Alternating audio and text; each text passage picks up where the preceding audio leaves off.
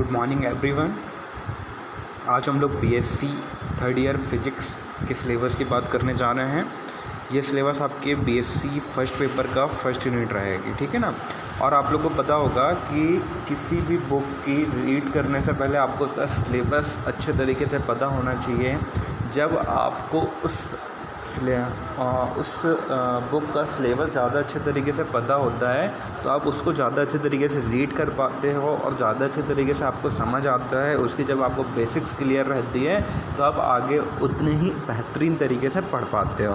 तो हम लोग सबसे पहले क्वांटम मैकेनिक्स की बात करेंगे। इसमें आपको अलग अलग यूनिट मिलेगी, एक quantum mechanics first, quantum mechanics second. तो हम लोग अभी से प्रेजेंट में क्वांटम मैकेनिक्स फर्स्ट की बात करेंगे।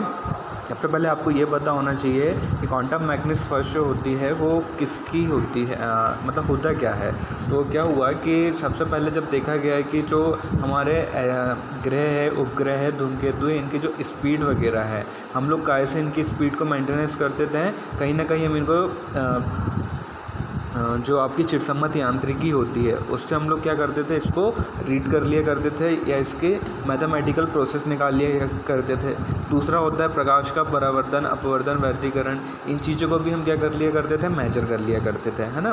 तो मेजर करने के साथ साथ फिर नई चीज़ें क्या आई, सबसे छोटी छोटी चीज़ें आई। जैसे हम लोग बड़ी चीज़ों को तो मेजर कर सकते हैं उनकी स्पीड, लेकिन जो एकदम सूक्ष्म चीज़ें होती है, ठीक है ना।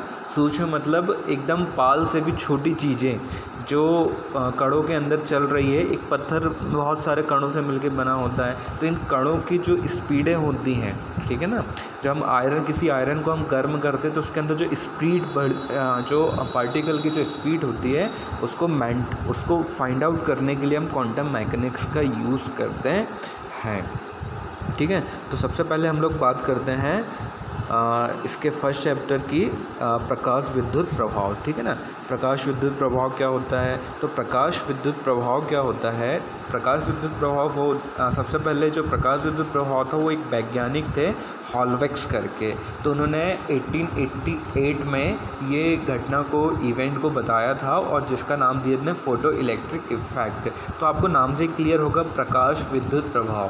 प्रकाश विद्युत प्रभाव मतलब इसमें प्रकाश भी शामिल है, लाइट भी शामिल है, दूसरा विद्युत जो इलेक्ट्रिक है वो भी शामिल है, और उन दोनों का मिलाकर जो इफ़ेक्ट पड़ रहा है उसे हम प्रकाश विद्युत प्रभाव कहेंगे। तो जनरली आप लोग ने बचपन में एक एग्जाम्पल किया होगा कि जब हम लोग 9 वोल्ट की बैटरी जिससे हम लाइट वगैरह या मोटर वगैरह चलाते हैं, जब वो एकदम डाउन हो जाती है वो बैटरी, और हम लोग क्या करते हैं, उसको धूप पर ले जा के रख देते हैं। तो यदि कुछ देर वो धूप पर रहती है तो धूप पर वो गर्म होकर चार्ज हो जाती है, और चार्ज होने के बाद जब हम उसको किसी लाइट जलाते हैं या फिर मोटर घुमाते हैं तो घूमने लगता है। तो कहाँ से हुआ ये प्रोसेस दिया था, इसका जो कमेंट किया था, जो टिप्पणी दिया था, वो प्रकाश विद्युत प्रभाव को हॉलवेक्स नामक वैज्ञानिक ने 1888 में बताया था, ठीक है। ये रहा आपका प्रकाश विद्युत प्रभाव।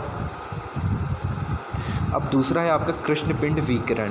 क्या है आपका कृष्णपिंड विकिरण। अब कृष्णपिंड विकिरण की यदि बात करते हैं, कृष्णपिंड यदि विकिरण की बात करें हम लोग तो उसको देखते हैं अभी।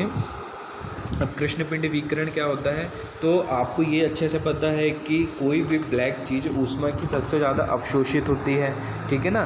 तो वही चीज़ है कि वहाँ पिंड, तो कृष्णपिंड से क्या तात्पर्य है, वहाँ पिंड जो अपने पृष्ठ पर आपतित संपूर्ण विकिरण को, कार्य पर, अपने पृष्ठ पर, पृष्ठ मतलब सरफेस पर, आपतित मतलब उसमें जो इंटर कर रही है, जो विकिरण है, जो रे हैं, विकिरण पूर्ण अवशोषित कर लेती है। मतलब जो आने वाली लाइट है, विकिरण है, उसको पूर्णतः क्या कर ले रही है, उस पिंड पर, उस पार्टिकल पर, उस बॉडी पर पूर्णतः क्या कर ले रही है, आपतित कर ले रही है।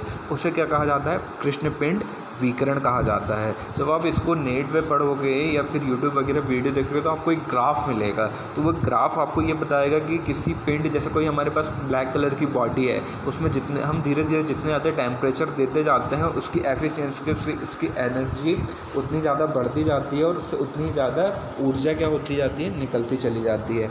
और इसी कृष्णपिंड के लिए आपको पता होगा, इसी कृष्णपिंड के लिए एक स्टीफन थे, स्टीफन ने भी अपना नियम दिया है, एक बीन नाम के साइंटिस्ट थे उनने भी अपना नियम दिया है, एक रिले जीन थे उन्होंने अपना नियम दिया है, और प्लांक जिसका नाम आपने सुने हुए उन्होंने भी इनका क्या दिया है, नियम दिया है। जैसे यहाँ पर लिखा हुआ है प्लांक का विकिरण, ठीक है ना, फिर लिखा हुआ है स्टीफन का, फिर बोल्ट्जमैन का और वीन का नियम और रिले जीन का नियम, ठीक है ना। तो ये सारी जो चीज़ें हैं ये सारी इनमें किस में बताई गई है, कृष्णपिंड विकिरण के लिए बताई गई है, और इन लोगों ने अपने अपने अलग अलग तरीके से मत दिए हैं, इनके अलग अलग नियम दिए हैं, ठीक है ना।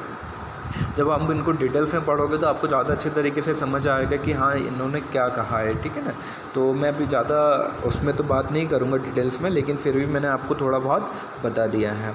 अब हम लोग बात करते हैं कॉप्टन इफ़ेक्ट की। तो आप लोग को कॉप्टन इफ़ेक्ट कोई नया टॉपिक तो है नहीं, कॉप्टन इफ़ेक्ट आप लोग ने पढ़ा हुआ है। तो कॉप्टन इफ़ेक्ट जब आप लोग ने पढ़ा हुआ है तो कॉप्टन इफ़ेक्ट में आपको क्या पता है, कॉप्टन इफ़ेक्ट क्या होता है, जब कोई तरंगदैर्घ्य रहती है, ठीक है ना, कोई तरंगदैर्घ्य आपतित विकिरण की तरंगदैर्घ्य से अधिक होती है। जब कोई आपतित विकिरण मतलब जो सूरज के प्रकाश से आने वाली जो विकिरण है या फिर कोई लाइट से आने वाली विकिरण है और उसका जो तरंगदैर्घ्य है वो क्या होता है, आपतित विकिरण की तरंगदैर्घ्य से अधिक होता है, तो तरंगदैर्घ्य का यहाँ अंतर प्रकीर्णन कोण बनाने पर बढ़ता जाता है। तो ये तरंगदैर्घ्य का यहाँ जो अंतर रहता है वो प्रकीर्णन कोण के कारण क्या होता जाता है, बढ़ता जाता है, तथा आपतित विकिरण की तरंगदैर्घ्य व प्रकीर्णन पदार्थ की प्रकृति पर निर्भर करती है, ठीक है ना। तो आप सीधा सा इसका मतलब समझो कि तरंगदैर्घ्य में इस अंतर को, मतलब जो आने वाली तरंगदैर्घ्य है, ठीक है ना, मेरे पास कोई पेंट है उसमें जो आने वाली विकिरण है और जो पिंड की तरंगदैर्घ्य है उन दोनों के बीच में जो अंतर होता है वही क्या, वो अंतर क्या कहलाता है, आपका कॉप्टन शिफ्ट कहलाता है। और ये जब प्रोसेस धीरे धीरे चलती रहती है तो इसे क्या कहा जाता है, आपका कॉप्टन इफ़ेक्ट के नाम से जाना जाता है, ठीक है ना। ये हुआ आपका कॉप्टन इफ़ेक्ट। फिर डी ब्रॉगली इक्वेशन। तो डी ब्रॉगली इक्वेशन आप लोग ने पढ़ा होगा, डी ब्रॉगली इक्वेशन आप लोग ने पढ़ा होगा कि नहीं पढ़ा है। डी ब्रॉगली यदि आप लोग ने पढ़ा है तो आप लोग को ज़्यादा अच्छे तरीके से क्या होगा, समझ में आ जाएगा। तो डी ब्रॉगली कौन थे, डी ब्रॉगली का पूरा नाम क्या था, लुइस डी ब्रॉगली, जिन्होंने कब 1924 में एक अपनी परिकल्पना दी थी, जिसके अनुसार उन्होंने क्या कहा था, डी ब्रॉगली ने कहा था कि कोई भी गतिशील द्रव, ठीक है ना, द्रव मतलब पदार्थ वाला द्रव, कण, ठीक है ना, कोई भी गतिशील द्रव जो स्पीड पे चल रहा है कण के साथ एक तरंग संबंध प्रदर्शित करता है। किसके साथ, कोई भी पदार्थ कण के साथ एक संबंध प्रदर्शित करता है, जिसे क्या कहा जाता है, द्रव तरंग कहते हैं या मैटर वेव कहते हैं, ठीक है ना। लैम्डा इक्वल टू h/p, जहाँ पर h क्या होता है, प्लांक नियतांक होता है, जिसकी वैल्यू कितनी होती है, जिसकी वैल्यू आपको पता है कितनी होती है ना, 1.38 × 10⁻⁻23। तो ये आपके h की वैल्यू होती है। तो ये सारी चीज़ें आपको कहीं ना कहीं आपको 12th की बुक में देखने को मिल जाएगी, ठीक है। और फिर आपका क्या आता है, तरंग कण द्वैता, तरंग कण द्वैता, ठीक है ना, तरंग कण द्वैता। अब तरंग कण द्वैता क्या है, तो तरंग कण द्वैता आपकी आप लोग ने एक क्वेश्चन पढ़ा होगा पहले कि जो प्रकाश होता है वो उसकी दुई प्रकृति होती है। प्रकाश जो होता है वो तरंगों के रूप में भी गमन करता है और कण के रूप में भी गमन करता है। सेम प्रोसेस आपकी यही है, यही कहना चाह रहा है तरंग कण द्वैता में आपका, कि प्रकाश जो होता है उसकी दो प्रकृति होती है, एक वो तरंग के रूप में भी चलता है, दूसरा वो कण के रूप में भी गमन करता है, ठीक है ना। फिर एक आता है आपका डेविस जर्मन प्रयोग। तो डेविस जर्मन प्रयोग क्या है, जो आपका डी ब्रॉगली समीकरण है, ठीक है ना, डी ब्रॉगली ने जो सिद्ध किया था उसी को वाई कट करके, डी ब्रॉगली समीकरण को वाई कट करके डेविसन और जर्मन दो साइंटिस्ट हैं, इन्होंने मिलकर एक प्रयोग किया और उस प्रयोग को डी ब्रॉगली प्रयोग के दूसरे रूप में, याद रखिएगा टॉपिक वही है, मुद्दा वही है, बस उसको क्या किया, उसको दूसरी तरीके से उन्हें प्रेजेंट कर दिया, वही आपका डेविसन जर्मन प्रयोग कहलाता है। ये आपका बहुत ही छोटा सा सचित्र चित्रण है, इसमें आपको सिर्फ देखकर और इसको डिस्क्राइब करना पड़ेगा, और इसका प्रैक्टिकल भी पॉसिबल हो सके तो हम लोग बराबर तरीके से करेंगे, ठीक है ना। फिर आता है आपका तरंग पैकेट। तो हम तरंग पैकेट की बात करते हैं। अब तरंग पैकेट क्या होता है, आप लोग ने तरंग तो देखा है कि तरंग सिंपल तरीके से चलती है, ठीक है ना, लेकिन जब वो एक ग्रुप में चलती है, जैसे हम लोग हवाएं बोलते हैं, हवा सिंपल चलती है तो भाई जनरली चल रही है, लेकिन जब वो ग्रुप में चलती है तो किसका नाम ले, तूफान ले लेती है। उसी तरीके से जब तरंग चलती है तो उसे हम लोग जनरली वेव बोल देते हैं, लेकिन जब वो कायमी चलती है, ग्रुप के रूप में चलती है, तब उसे हम लोग क्या कहते हैं, तरंग पैकेट के रूप में बोलते हैं, ठीक है ना। अब आगे क्या है आपका समूह तरंग पैकेट और समूह वेग, वही है आपका इलेक्ट्रॉन का द्विस्लिट प्रयोग। ये भी आपका डी ब्रॉगली परिकल्पना से रिलेटेड है, उसी का 2 कॉपी है, बस इतना है कि अलग अलग तरीके से अलग अलग साइंटिस्ट ने रिप्रेजेंट किया है, ठीक है। उसके बाद तरंग आयाम आपका इससे रिलेटेड है, तरंग फलन इसी से रिलेटेड है। फिर आपका एक हाइजेनबर्ग का प्रयोग, ये आपका मोस्ट IMP रहेगा। तो ये आपको हाइजेनबर्ग में आपको पता होना चाहिए कि हाइजेनबर्ग का अनिश्चितता का सिद्धांत क्या है। तो हाइजेनबर्ग का अनिश्चितता का सिद्धांत आप लोग ने मेरे हिसाब से पढ़ा होगा 11-12 में, नहीं भी पढ़ा है तो देख लेते हैं। देखिए पहले क्या होता था कि जो हाइजेनबर्ग ने एक अनिश्चितता का सिद्धांत दिया। सबसे पहले तो आप अनिश्चितता का मतलब समझिए, है ना।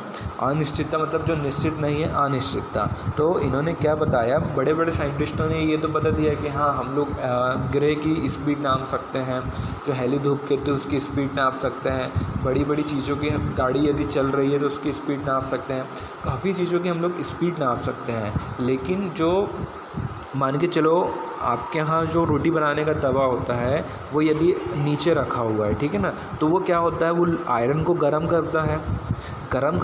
कैसे गर्म करता है, यदि वो उसमें क्या पड़ता है, हीट करते हैं हम लोग, तो आयरन के अंदर जो छोटे छोटे कण होते हैं वो क्या करने लगते हैं, तेज रूप में गति करने लगते हैं। तो गति करने के कारण क्या होता है, उसमें हीट उत्पन्न हो जाती है, ठीक है ना। हीट उत्पन्न होने के कारण क्या होता है, वो जो स्पीड होती है काय की पार्टिकल की, कणों की, वो हम लोग फाइंड आउट आसानी तरीके से नहीं कर सकते। तो उसके लिए हाइजेनबर्ग ने एक नियम दिया है जिसको कहा जाता है हाइजेनबर्ग का अनिश्चितता का सिद्धांत। तो उन्होंने क्या बताया, उन्होंने ये बताया कि किसी भी क्षण किसी भी स्तर पर, मतलब एक इस नियम, उन्होंने क्या बताया, एक नियम दिया जिसके अनुसार स्थूल स्तरीय स्तर पर तो गतिमान कण की किसी क्षण स्थिति व उसका संवेग, मतलब उसकी स्पीड, और दूसरा उसका संवेग मतलब उसका मोमेंटम। तो मतलब किस स्थिति में, स्थूल स्तरीय का मतलब होता है बड़े पैमाने पर हम उसकी स्पीड भी बता सकते हैं और उसकी क्या बता सकते हैं, मोमेंटम, संवेग भी बता सकते हैं। लेकिन किसी पर्टिकुलर एक छोटे से कण के लिए उसकी स्पीड बताना और उसके वर्तमान संवेग बताना, मोमेंट बताना पॉसिबल नहीं हो पाता है। ये किसने कहा था, ये हाइजेनबर्ग के अनिश्चितता के सिद्धांत ने कहा था, ठीक है ना। तो ये आपको बहुत अच्छा मतलब जो आप पढ़ोगे तो बहुत इंटरेस्टिंग आपको लगेगा ये टॉपिक, ठीक है ना। ये रहा आपका हाइजेनबर्ग का सिद्धांत। फिर दूसरा आपका श्रोडिंगर समीकरण। अब श्रोडिंगर समीकरण आपका महत्वपूर्ण मोस्ट IMP है।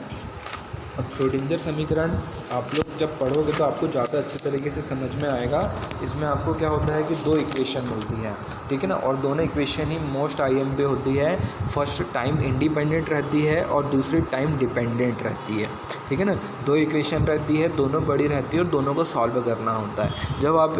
और ये जो है क्या हुआ कि मैंने जो बात की आपको हाइजेनबर्ग की अनिश्चितता के सिद्धांत के बारे में, तो हाइजेनबर्ग के अनिश्चितता के सिद्धांत को ही क्रॉस करके बाइकट करके श्रोडिंगर आया और श्रोडिंगर ने कहा कि नहीं, जो हाइजेनबर्ग है वो गलत बोल रहा है, वो ऐसा नहीं ऐसा है। और उन्होंने फिर क्या किया कि मैथमेटिकली फिजिक्स उन्होंने लगाया और इक्वेशन के द्वारा उसने उसकी स्पीड और उसके मोमेंटम यानी उसके क्षण को, मतलब उसके संवेग को ज्ञात करने की विधि को निकाला। तो ये दोनों आपके मोस्ट IMP क्वेश्चन रहेंगे, ठीक है ना। फिर क्या है आपका आइगन मान और तरंग फलन। जब आप श्रोडिंगर इक्वेशन करोगे तो ये सारी चीज़ें, छोटी छोटी चीज़ें आपको देखने को मिलेगी, जिसमें आपका सातत्य समीकरण, प्रायिकता धारा, तरंग फलन, ठीक है ना, ये सारी चीज़ें, तरंग फलन, सीमांत शर्तें और तरंग फलन का पेशमानीकरण, ये भी आपको क्या होगा देखने के लिए आएगा, ठीक है। Thank you guys.